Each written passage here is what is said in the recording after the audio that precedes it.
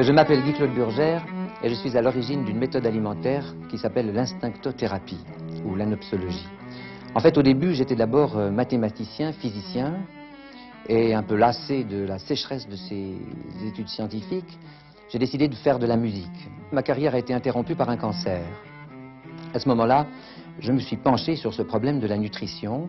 J'essayais d'y voir un peu plus clair, avec toute une équipe de chercheurs d'ailleurs, médecins, biologistes ou biostatisticiens. J'essaye plutôt de ramener dans la médecine officielle une conception plus scientifique du problème de l'alimentation. J'ai été nommé d'ailleurs chargé de cours à la faculté de Bobigny dans le département de naturothérapie. Ce reportage, je vais le vivre de l'intérieur. Je me fais cobaye pendant 8 jours, je joue le jeu. Je rentre au château de Monramé, en Seine-et-Marne, pour rééduquer mon instinct alimentaire.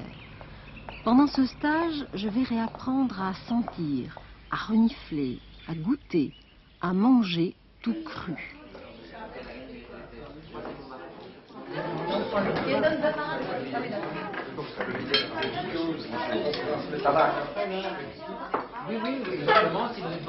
En fait, il y a des mécanismes très simples.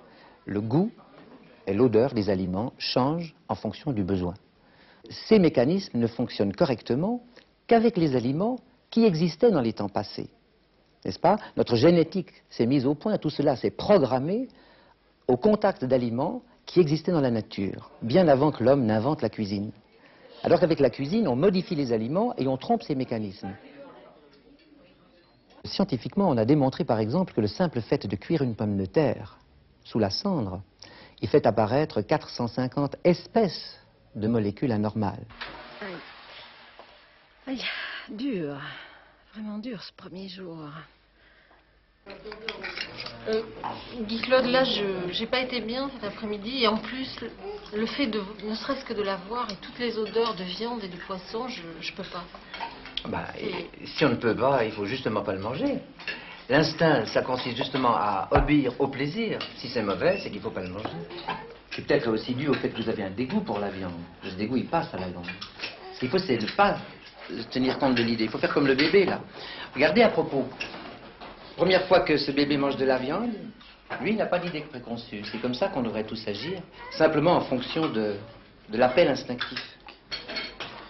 Je me suis heurté très longtemps à une très grande opposition. Maintenant, c'est différent, au contraire.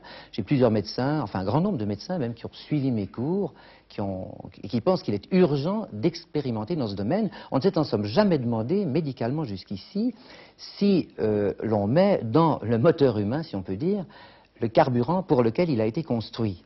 Et si les pannes, c'est-à-dire les maladies, ne proviennent justement pas de cela. Je ne pense pas que ce soit une mode. Compte tenu des résultats très probants que l'on obtient sur des pathologies quelquefois lourdes, c'est pas possible que ce ne soit qu'une mode. Alors, médecine miracle? Non, malheureusement. Médecine dérangeante parce que plus de médicaments, certainement. Plus de produits, enfin, sur le plan économique, en tout cas une révolution. C'est une médecine qui dérange beaucoup, effectivement, mais je crois que les scientifiques ne peuvent pas longtemps l'ignorer parce que les résultats sont là, qu'on ne peut pas les nier.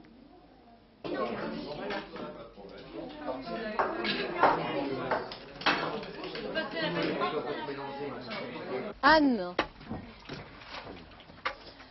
pourquoi tes cochons n'ont pas la queue en tire-bouchon? C'est parce qu'ils n'ont aucun stress, ils n'ont aucune toxine qui stresse leur organisme, leur système nerveux. Ils sont nourris selon l'instinctothérapie? Oui, c'est ça, ils sont nourris qu'avec des fruits, des légumes, des poissons, de la viande, tout originel, comme nous, exactement. 5e jour d'instinctothérapie. J'ai assimilé la viande et le poisson cru. J'ai battu mon record, j'ai avalé 40 jaunes d'œufs. Et je me sens bien.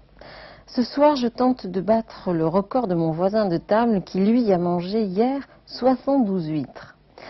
Et j'attends avec impatience cette sérénité sexuelle que promet l'instinctothérapie.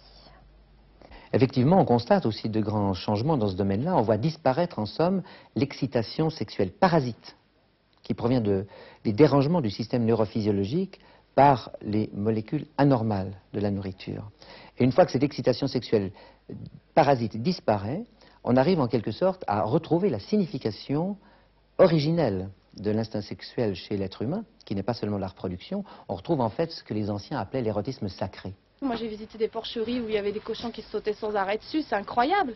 Mais je suppose que pour l'homme, c'est pareil. À partir du moment où on lui redonne une nourriture qui est plus correcte, disons, qui correspond plus à son organisme, on n'a pas des excitations je sais pas, c'est compliqué à dire. Tu veux dire que tu as une vie amoureuse plus sereine, une vie amoureuse Ah une oui, vie sexuelle certainement, plus- très certainement, très certainement, c'est sûr.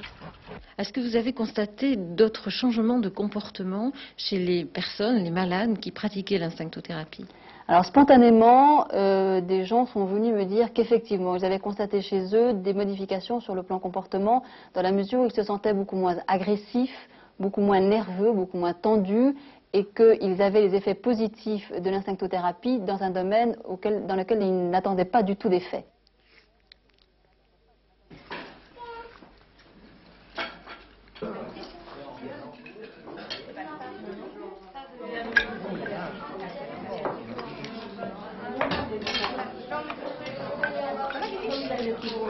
Ah bah dis donc, t'en as mangé combien là ce soir?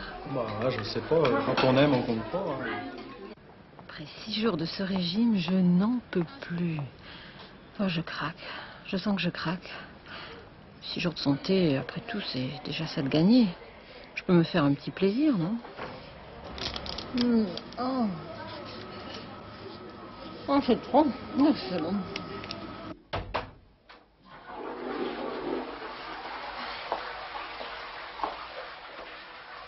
Ce qu'on peut tirer d'une expérience comme la nôtre, c'est la prise de conscience des nuisances qu'il y a dans l'alimentation traditionnelle.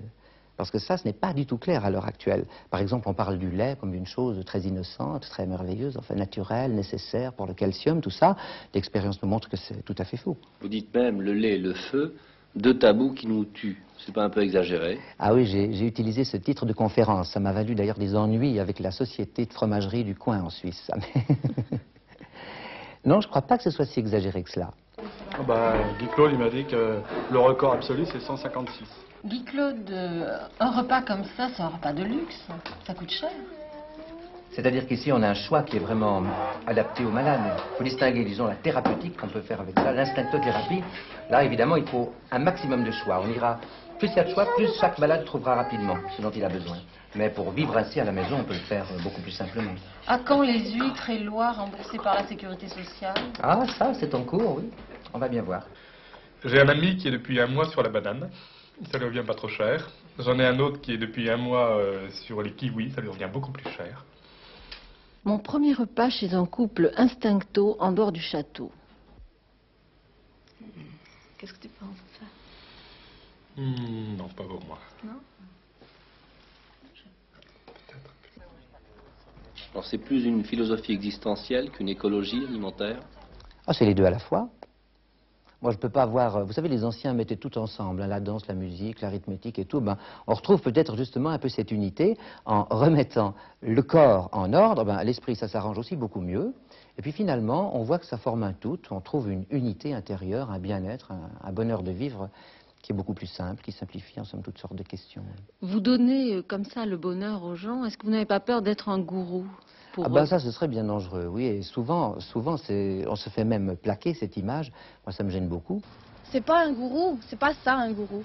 Guy Claude Burgère, si on dressait des tables comme ça au Kremlin, à la Maison Blanche, à l'Élysée, vous croyez que les rapports seraient plus faciles entre les pays? Je crois que peut-être justement le fait de respecter le libre choix de l'autre, en somme son identité, ça aiderait certainement à de meilleurs rapports, oui. Certainement. Donc c'est un régime pour hommes politiques? Ah ben, ce serait une bonne idée, oui. Il faudrait mettre tous les hommes politiques à l'instinctothérapie, il n'y aurait plus de guerre. Le chocolat à la poubelle. Sel, poivre à la poubelle aussi. Le miel, fini. Fini la purée. Fini les pâtes. Fini les poils. Foie gras truffé. Magret de canard. Pavé au riz. Confit d'oie.